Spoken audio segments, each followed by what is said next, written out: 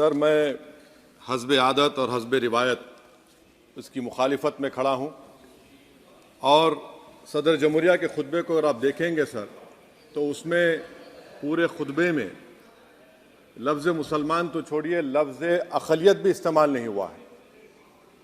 और मैं बड़ी ज़िम्मेदारी के साथ आपके सामने अर्ज़ कर रहा हूँ कि भारत में 14% मुसलमान जो आबादी के लिहाज से 17 करोड़ आते हैं, वो आज पिछले 10 साल में नरेंद्र मोदी की सरकार में अपने आप को एक गैर यकीनी कैफियत में पाते हैं, अपने सोचते हैं कि हमारी शनाख्त को ख़तरा है, हमारे वजूद को ख़तरा है।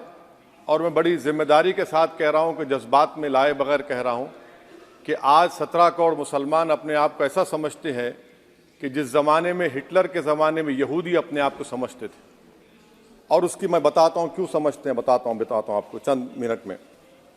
सर, मिसाल के तौर पर आप देखिए खुतबे सदारत के हिस्से तहरीर का 32वां पैराग्राफ 32 पैराग्राफ में ड्रॉप आउट रेट का जिक्र हुआ, स्कूलों में इंदराज यानी एनरोलमेंट का जिक्र हुआ, एससीज का नाम लिया गया, एसटीज का नाम लिया गया, ओबीसीज का नाम लिया गया, लफ्ज़ अक़लियत का नाम नहीं लिया गया, मुसलमान तो छोड़िए।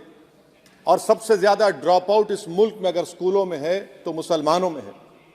सबसे कम एनरोलमेंट अगर है तो मुसलमानों में हायर एजुकेशन में। गवर्नमेंट का डेटा है सर कि मुसलमानों का जो स्टूडेंट ड्रॉप आउट है वो 14.42 से क्लास 1 से शुरू होता और वो क्लास 6 और 8 को पहुंचे अब तक वो 10.76 को पहुंचता है।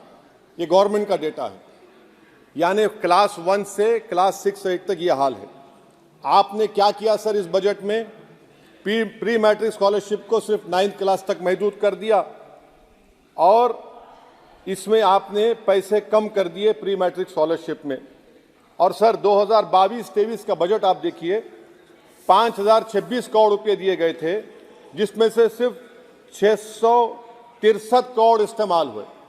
अब आप आ जाइए सर, AISHE का डेटा है कि हायर एजुकेशन में मुसलमानों का 8.5 ड्रॉप आउट रेट हुआ है। 2020-21 में गवर्नमेंट का डेटा बता रहा है कि 1,80,000 मुसलमान हायर एजुकेशन में नहीं है। प्री मैट्रिक स्कॉलरशिप को आपने 423 करोड़ था, उसको आपने इस साल 326 कर दिया। मौलाना आज़ाद फेलोशिप को 45 करोड़ कर दिया। MCM जो 44 करोड़ था 33 करोड़ कर दिया। बताइए, जो सबसे ज़्यादा जिसका कम्युनिटी का ड्रॉप आउट रेट है और जो हायर एजुकेशन नहीं, उससे आप ये बर्ताव करते हैं। सर, दूसरी बात यह है कि हम ये देख रहे हैं कि 10 साल में इस सरकार में कोई हद नहीं छोड़ी है गलत हुक्मरानी की, नफरतों को भड़काने की, कोई हद नहीं छोड़ी गलत फहमियों को फैलाने की, और कोई हद नहीं छोड़ी इस मुल्क के अवाम नास को तर्क करने की। इस 10 साल में हमने क्या देखा सर? जमहूरियत हमारे वतन अजीज की को बचाना बहुत ज़रूरी है। ये गरीबों के लिए और कमज़ोरों की एक बहुत बड़ी ताकत है। मगर 10 साल में 9.5 साल में क्या हुआ? सिर्फ एक शख्स को मजबूत कर दिया गया, एक मजहब को मजबूत कर दिया गया, एक आइडियोलॉजी, एक नज़रिए को मजबूत कर दिया गया, एक शनाख्त को सब शनाख्त के आगे दूसरी शनाख्तों को मिटाने की कोशिश की गई, एक ज़बान को मजबूत कर दिया गया। तो हमारी जमहूरियत तो खोखली हो चुकी है। और सर, कोई भी हुकूमत और पार्टी सिर्फ जबर और इस्तेसाल पर कायम नहीं रह सकती है सर। दूसरा पॉइंट सर जो मैं आपके सामने अर्ज करना चाह रहा हूं, CAA के कानून के ताल्लुक से मरकजी एक वजीर ने अखबार में बयान दिया कि हम 8 दिन में करने वाले हैं। आप 8 दिन में करेंगे, 8 दिन में एहतजाज शुरू होगा मुल्क के कोने कोने में। आप CAA को मजहब से खत्म कर दीजिए, मजहब से जोड़ेंगे तो आपका इरादा बुरा है। आप भारत की अक़लियतों को, भारत के मुसलमानों को, दलितों को आप परेशान करने का आपका इरादा है। सर, दूसरी बात यह है कि CAA के खिलाफ क्यों हम हैं? क्योंकि सीमांचल के मुसलमान को आप बांग्लादेशी कहते हैं।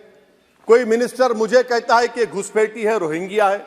तो CAA को मजहब से जोड़ना गलत था, उसको निकालिए।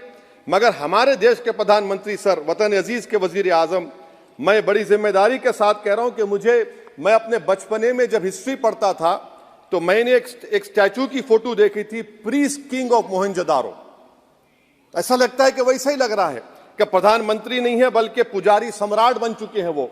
और मैं क्यों कह रहा हूं कि हमारे सदर जमहूरिया ने कहा था कि 22 जनवरी एक तारीखी दिन है, बिल्कुल तारीखी दिन है। 22 जनवरी की बुनियाद 6 दिसंबर 92 को रखी गई।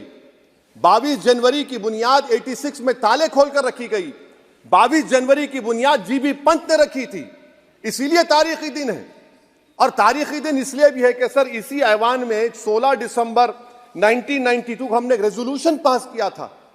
आप बताइए कि आज इस मुल्क में चाहे कोई सेकुलर पार्टी का हो या जो भी हो, वाले सब सेकुलर है, बुरा मैं हूं, किसी में हिम्मत नहीं है कि 6 दिसंबर की बात की जाए। और वो तारीखी दिन इसलिए भी है सर, इंसाफ करने वालों में एक एनसीएलटी के चेयरमैन, एक गवर्नर और एक नामजद शुदा रुकने पार्लियामेंट बैठे हुए थे।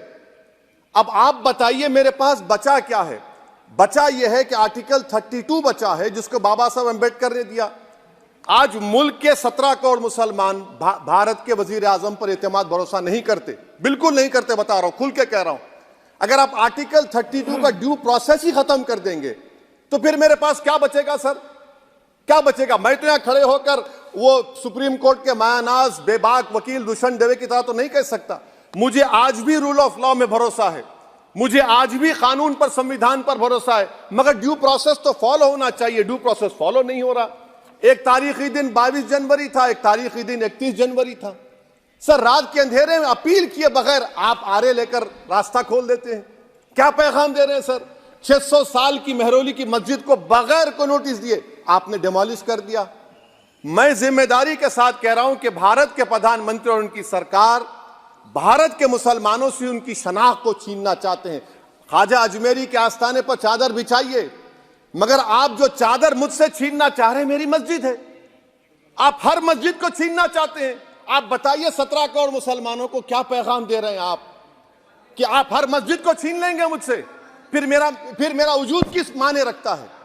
मेरा शनाख्त क्या माने रखता है? रूल ऑफ लॉ क्या माने? अच्छा, 1991 के प्लेसेस ऑफ वर्शिप एक्ट पर क्यों नहीं बोलते आप लोग? आप उस पर कायम है ही नहीं है। आप 500 साल की बात करते। मैं आपसे कहता हूं भाई 500 साल पे मत जाइए, बौद्ध पे जाइए, जैनिज्म पे जाइए, शैविज्म पे जाइए, कहां रुकेंगे? अरे इस देश को आजादी मिली 47 में, संविधान मिला हमको बाबा साहब अम्बेडकर का, बराबरी का। उससे पहले तो राजा रजवाड़े थे, जमहूरियत नहीं थी, लोकतंत्र नहीं था, मगर आप उसको उस बारे में लेके जाते। अरे 500 साल आगे क्या होगा बताइए? आप किसी एक सिविलाइजेशन, सर अंग्रेजी में किसी ने कहा था, civilisation can not be rewritten by hatred, history can not be corrected by demolition. आप ये नहीं कर सकते। और मैं उम्मीद करता हूं कि जब मौर्रिख तारीख लिखेगा, नरेंद्र मोदी इस मुल्क में तारीख लिखना चाहते हैं। क्या तारीख लिखना चाहते हैं? कि मैंने इस देश को, गांधी अंबेडकर के देश को मैंने हिंदू राष्ट्र बना दिया।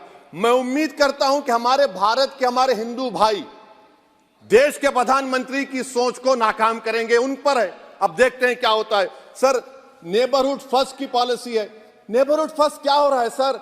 हम सोशल मीडिया के जरिए फॉरेन पॉलिसी चला रहे हैं। मालदीव छोटा मुल्क, वो हमको आंख दिखा रहा है, चीन की गोद में बैठ गया। हमारे लद्दाख में हमारे जो लोग जानवर को लेकर घास चराए जाते, वहां पर चीन की आर्मी आके रोक रही। बताइए, बांग्लादेश चीन की गोद में बैठा हुआ है। आप गैलेंट्री अवार्ड दे रहे हैं, क्यों दे रहे हैं? कि चीन बैठा हुआ है। तो आपका बफर जोन गया कहां भाई साहब? आपका बफर जोन तो कहां गया नहीं मालूम, गायब हो गया बफर जोन। और दूसरी बात सर, आप ये भी देख लीजिए कि यहां पर मैं आपको इंपॉर्टेंट पॉइंट ये बताना चाह रहा हूं सर। ये हम बोलते हैं India middle east economic corridor, कितना पैसा है बताइए? वो नहीं बताया जाता। अच्छा सर, सबसे तकलीफ दे बात मेरे लिए है कि भारत ने यूनेस्को का इलेक्शन पाकिस्तान से हार गया। हम पाकिस्तान से हार गए, ये आपकी फॉरेन पॉलिसी है। यूनेस्को के इलेक्शन हम पाकिस्तान से हार गए। अच्छा, मामला इजराइल का, फलस्तीन का, गाजा का आया। अक्टूबर में 10,000 लोग मर गए, हमने यूएन में सीज फायर की तायीद नहीं की। दिसंबर आया, 20,000 मर गए, तो हमने तायीद कर दी। क्यों तायीद की? क्योंकि ग्लोबल साउथ को हमको फॉलो करना पड़ रहा है। भारत ग्लोबल साउथ को फॉलो कर रहा है। मेरे लिए तकलीफ दे बात है। यह आपकी नाकामी का बहुत बड़ा सबूत है। इसीलिए हम बता रहे हैं कि यह सरकार की बहुत से नाका सर, अलीगढ़ मुस्लिम यूनिवर्सिटी, आखिरी पॉइंट, अलीगढ़ मुस्लिम यूनिवर्सिटी सर, आप उत्तर प्रदेश से आते हैं सर, 81 में एक्ट पास हुआ, हमारा लॉ ऑफिसर कोर्ट में कहता है कि मैं पार्लियामेंट के एक्ट को नहीं मानता। कैसे नहीं मानते सर? क्या नरेंद्र मोदी ने पार्लियामेंट को नॉमिनेट किया या पार्लियामेंट ने नरेंद्र मोदी को प्रधानमंत्री बनाया? बताइए। 81 के एक्ट को नहीं मानते सर। 2 ही तो सेंट्रल यूनिवर्सिटी है मुसलमानों के, 1,80,000 आप ही के सरकार के दौर में मुसलमान हायर एजुकेशन निकल गए। आप अलीगढ़ मुस्लिम से छीनना चाह रहे हैं। Theory of separation of powers में एग्जीक्यूटिव हमको डिक्टेट करेगा। मेरी आवाज तो पार्लियामेंट है, अब मेरी आवाज के खिलाफ एग्जीक्यूटिव सुप्रीम कोर्ट में बोलता है। अलीगढ़ मुस्लिम यूनिवर्सिटी से इतनी नफरत क्यों है आपको? वहां पर तो हिंदू भाई भी पढ़ते हैं सर। ये अलीगढ़ मुस्लिम यूनिवर्सिटी का मामला है सर। तो मैं आपसे इस बात पर, इस शेर पर अपनी बात को खत्म कर रहा हूं सर। आप भी उर्दू दां हैं जी। मसीहाओं को जब भी आवाज दी है, अहमद फराज का शेर है जी जी, मसीहाओं को जब भी आवाज दी है, पलट कर आगे हर बार कातिल। मसीहाओं को जब भी आवाज दी है, पलट कर आगे हर बार कातिल। वहां क्या दाद खाही क्या गवाही, वहां क्या दाद खाही क्या गवाही, जहां हो मुंसिफों के यार कातिल। सर, मैं फिर से हुकूमत से मुतालबा करता हूं कि अल्पसंख्यक समाज के बजट के स्कॉलरशिप को आप डिमांड ड्रिवन करिए। भारत के प्रधानमंत्री प्रधान सेवक रहिए। आप कोई प्रीस किंग मत बन जाइए। आप जीतेंगे, कौन जीतेंगे देश तय करेगा। मगर याद रखिए, 17 करोड़ मुसलमान आज गम और गुस्से में हैं और इस बात को महसूस कर रहे हैं, इस बात को महसूस कर रहे हैं कि प्रधानमंत्री को हम नोट नहीं दिए मगर हमारा प्रधानमंत्री है। आखिर ये प्रधानमंत्री 17 करोड़ मुसलमानों की उनकी शनाख्त को कैसे मिटा रहे हैं, कैसे उनको आप मार्जिनलाइज कर रहे हैं। इसीलिए सर, मैं उम्मीद करता हूं कि हमारे सेक्युलरिज्म जो है, वो मैं पॉलिटिकल सेक्युलरिज्म कभी नहीं माना। जो सेक्युलरिज्म संविधान में लिखा गया उसकी हिफाजत करेंगे। मुल्क अहम है, वरना याद रखिए, आप चुनाव जीते हारे, मगर अगर आप 17 करोड़ एक जनता को आप गैर यकीनी कैफियत पैदा कर देंगे, ये देश के हित में नहीं होगा। बल्कि हम तो उम्मीद कर रहे हैं कि ड्यू प्रोसेस अदालत फॉलो करेगी। अदालत अगर एक तरफा फैसले करेगी तो गलत होगा सर। बहुत बहुत शुक्रिया। श्री रामचरण वोरा जी।